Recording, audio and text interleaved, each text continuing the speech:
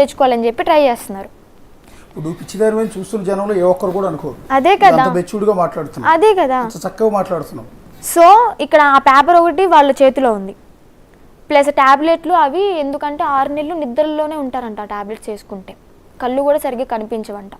అలాంటి ట్యాబ్లెట్స్ తీసుకున్నాడు విష్ణు. నాకు బేసిక్గా సైకాలజిస్ట్ దగ్గరికి వెళ్ళినప్పుడు చెకప్స్ మెయిన్ జరుగుతాయి, విపరీతమైన చెకప్ చేస్తారు, కౌన్సిలింగ్ చేస్తారు. ఒక 2-3 అవర్స్ అసలు నువ్వు ఎందుకు సఫర్ అవుతున్నావు, ఎందుకు టెన్షన్ పడుతున్నావు అని ఒక 2-3 గంటల టైం తీసుకుంటారు. అయ్యో అసలు మేము 10 minutes కూడా లేము డాక్టర్ దగ్గర. తర్వాత కూడా ఇచ్చే టాబ్లెట్స్ ఏంటంటే యాంగ్జైటీ తగ్గడానికి ఒక టాబ్లెట్ ఇస్తారు, రిలాక్స్ అవ్వడానికి, హ్యాపీగా ఎక్కువ నిద్రపోతే నువ్వు మరుసటి రోజు పిచ్చి ఆలోచనలు అధిక ఆలోచనలు రాకుండా ఉంటాయని నిద్ర పట్టడానికి టాబ్లెట్స్ ఇస్తారు.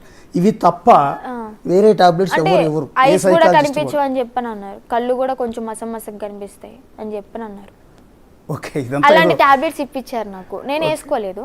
ఓకే, మొన్న విష్ణు బలవంతం చేస్తే మధ్యాహ్నం టాబ్లెట్ ఒకటి చిన్నది ఉంటే అది ఒకటే వేసుకున్నాను. అది స్లీపింగ్, నిద్రపోవడానికి ఇస్తారు, సహజంగా ఇచ్చేది అది. ఎందుకంటే ఎక్కువ నిద్రపోతే ఏంటంటే యాంగ్జైటీ, ఆందోళన, రకరకాల స్ట్రెస్ ఇవన్నీ తగ్గుతాయి, హ్యాపీగా నిద్రపోతారని అది ఇస్తారు సహజంగా ఎవరికైనా సరే. ఇప్పుడు నేను చెప్పేది ఏంటంటే నాకు ఎలాంటి పిచ్చి లేదు, నేను మంచిగానే ఉన్నాను, మెంటల్లీ స్టేబుల్గానే ఉన్నాను, అన్నిట్లో పర్ఫెక్ట్ ఉన్నాను.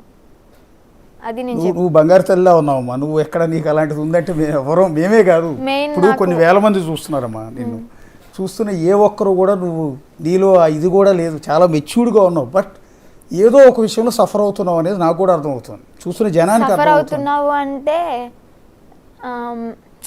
అఘోరమ్మతోనే ఉండాలని నేను అనుకున్నప్పుడు, మీరు గుజరాత్ నుంచి తీసుకొచ్చేది అది ఫస్ట్ టైం అనుకుంటున్నారు, కానీ అంతకుముందు నేను వాళ్ళ ఇంట్లో కూడా ఉన్నాను. అఘోరమ్మతో కలిసి బెల్లంపల్లి వాళ్ళ ఫ్యామిలీ దగ్గరకు కూడా వెళ్ళాం. వాళ్ళ ఫ్యామిలీకి కూడా తెలిసి మేము మ్యారేజ్ చేస్తామని. వాళ్ళు మంచిగా ఓకే ఒకరికొకరు తోడుండన్నమ్మ, నీకు తోడుంటుంది కదా అని చెప్పని దీవించారు. అక్కడ ఉంటే అక్కడ సిగ్నల్స్ ఉండవు, నేను ఫోన్ లిఫ్ట్ చేయాలని చెప్పి విష్ణు అక్కడ బెల్లంపల్లి వాళ్ళ ఇంటి దగ్గరికి వచ్చేసి నన్ను లాక్కెళ్ళాడు. లాక్కెళ్ళిపోయినప్పుడు రైల్వే స్టేషన్లో ఒక వీడియో నేను ఏదో మంత్రా చదువుతున్నట్టు, అది అప్పుడుదే. అది ఫస్ట్. ఈ గుజరాత్కి వెళ్ళింది సెకండ్. నేనేది అది కాదమ్మా. అసలు బేసిక్గా ఏ ఆడపిల్ల అయినా సరే చక్కగా బాగా చదువుకోవాలని ఫస్ట్ ఆఫ్ ఆల్ కోరుకుంటారమ్మా. రెండోది బంగారం లాంటి హస్బెండ్ రావాలి, ఆ హస్బెండ్తో లైఫ్ హ్యాపీగా ఉండాలి. 2 బంగారం లాంటి పిల్లలు పుట్టాలి. లైఫ్ ఏంటంటే భర్త, పిల్లోడు, ఇట్లా లైఫ్ హ్యాపీగా ఎలాంటి ఫైనాన్షియల్ ప్రాబ్లమ్స్ లేకుండా సాగిపోవాలి. అప్పుడప్పుడు సరదాగా టూర్లు వెళ్ళాలి. ఇంకా ఏమంటే పిల్లలు పెద్ద అయిన తర్వాత ఆ పిల్లలకి పెళ్లి చేయాలి. ఇది ఏ ఆడపిల్ల అయినా కోరుకునేదమ్మా. హ్యాపీ లైఫ్ కోరుకుంటారు.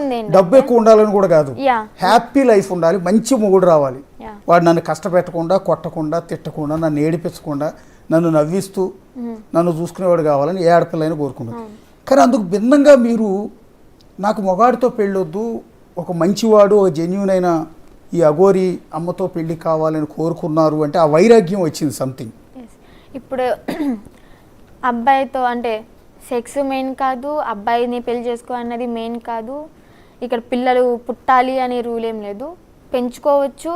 మనం ఎవరితో ఉన్నా కానీ హ్యాపీగా వాళ్ళతో ఉండే దాన్ని బట్టి ఉంటుంది, ఎలా బతకాలి అనేది మనం చూస్ చేసుకునే దాన్ని బట్టి ఉంటుంది. నేనేదేమో అది ఓకే, అది నెక్స్ట్ లెవెల్ థింకింగ్ మీది, మీ బ్రాడ్ థింకింగ్, అది తప్పు ఏం లేదు, అది కూడా తప్పు ఏం కాదు, మీ ఆలోచన కూడా కరెక్టే. అలా ఆలోచన మారటానికి ఏదో కారణం ఉంటుందంటున్నా నేను. మీరు అట్లా డెసిషన్ తీసుకుంటారు, మగాన్ని పెళ్లి చేసుకుంటున్నారంటే పెళ్ళి అనేది కేవలం సెక్స్ కోసం మాత్రమే కాదు కదా, లైఫ్లో భాగం అది, అంతే తప్ప. ఎందుకు నా మైండ్ చేంజ్ అయింది అంటే నేను లైఫ్లో చూశాను చాలా మంది, నా ఫ్రెండ్స్నే చూశాను 2-3 ఓకే లేచిపోయి పెళ్లి చేసుకుని హస్బెండ్తో గొడవ పడి 2-3 నెలలకే చనిపోవడం, లేదా మళ్ళీ సపరేట్ వచ్చేసి ఇంకో పెళ్లి చేసుకోవడం, అలాంటివి నేను నా ఫ్రెండ్స్లోనే చూశాను కాబట్టి ఇలాగ చేయడం జరిగింది. నా థాట్ అనేది అలా నిదానంగా మారిపోవడం జరిగింది. అబ్బాయిని పెళ్లి చేసుకుంటేనే ఇలాగా ఏంటి అని చెప్పని నేను ఇతన్ని ఇష్టపడి పెళ్లి చేసుకోవడం జరిగింది. బిఫోర్ అమ్మా నాన్న సంబంధాలు చూడలేదు మీకు? బిఫోర్ అంటే 2 years బ్యాక్ నాకు ఇంకో గురువు ఉన్నారు తణుకులో. నేను అంతకుముందే అఘోర దీక్షలో ఉన్నాను. తణుకులో రాజేష్ నాథ్ గురూజీ అని చెప్పి ఉన్నారు. ఆయన దగ్గర గురుమంత్రం నుంచి వదిలేశారు, అంతగా కేర్ తీసుకోవడం పట్టించుకోవడం అవేం లేవు.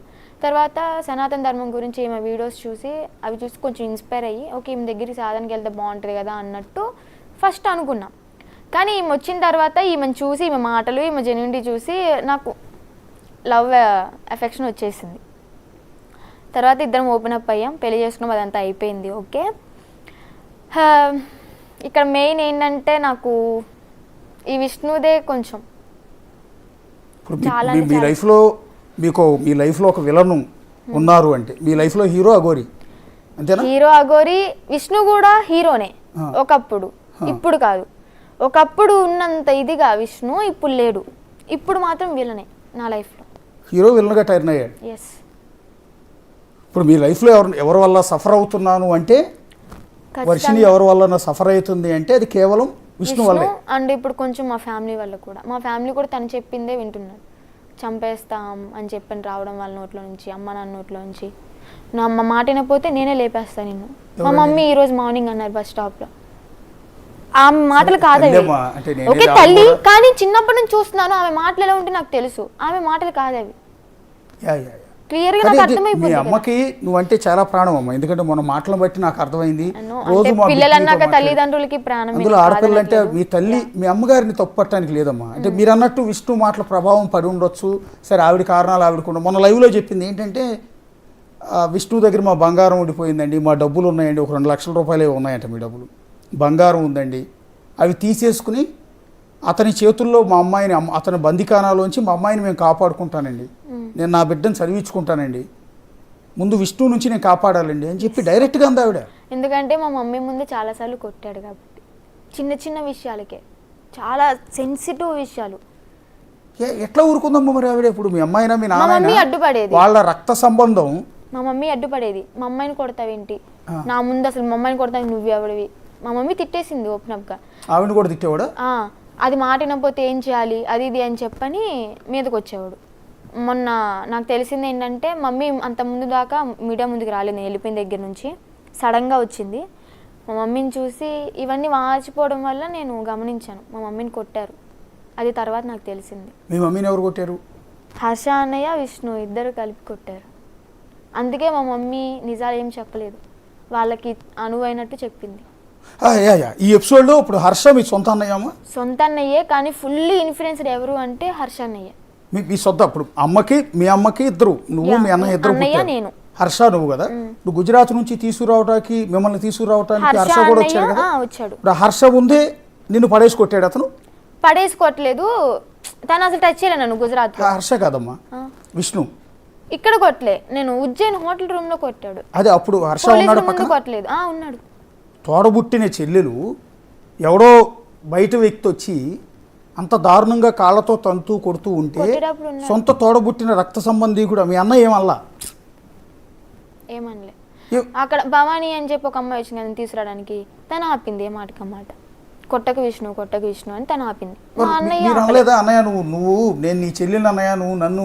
నేను ఆర్టీవీలో లైవ్ లో ఉన్నప్పుడే అన్నాను, నువ్వు నా మీద ఇంత నెగిటివ్ గా చెప్పి ఇంత చండాలంగా మాట్లాడావు, నువ్వు సొంత అన్నయ్య అని చెప్పుకోవడానికి నాకే సిగ్గుచేటుగా ఉంది అని చెప్పని లైవ్ లో అనేసా. నేనేది ఏంటంటే అన్నయ్య కూడా అలా బిహేవ్ చేశాడు అంటే అతనికి ఏమైనా కారణం ఉందా? అతని మీద ఏమైనా ఒత్తిడి ఉందా? అతని మీద ఒత్తిడి ఏం లేదు.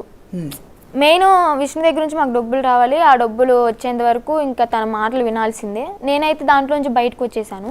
ఈ హర్షణ ఏంటంటే మనీ రావాలి కదా, సో అన్నయ్య కూడా చిన్నప్పటి నుంచి పెంచాడు కదా. అంటే విష్ణు